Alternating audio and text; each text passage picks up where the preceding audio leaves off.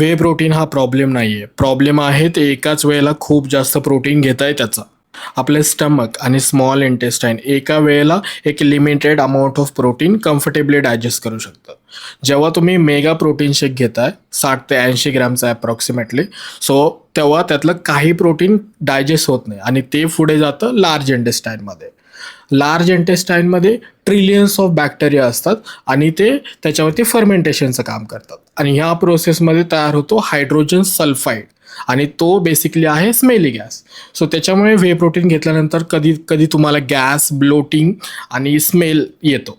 Simple example म्हणजे तुमचा गट हा मिक्सर ग्राइंडर सारखाच आहे. सो त्याची कॅपॅसिटी 1 किलोची आहे समजा आणि त्याच्यामध्ये तुम्ही 2 किलो सामान टाकलं तर त्यातलं काही सामान हे बाहेर पडणारच आहे आणि same happen with your digestive system. So try करा, तुम्ही एका मीलमध्ये जास्त प्रोटीन घेताय त्याच्याऐवजी 2-3 मील्समध्ये ते डिवाइड करायचं. सो हे तुमचं डायजेशन पण इझी बनवेल.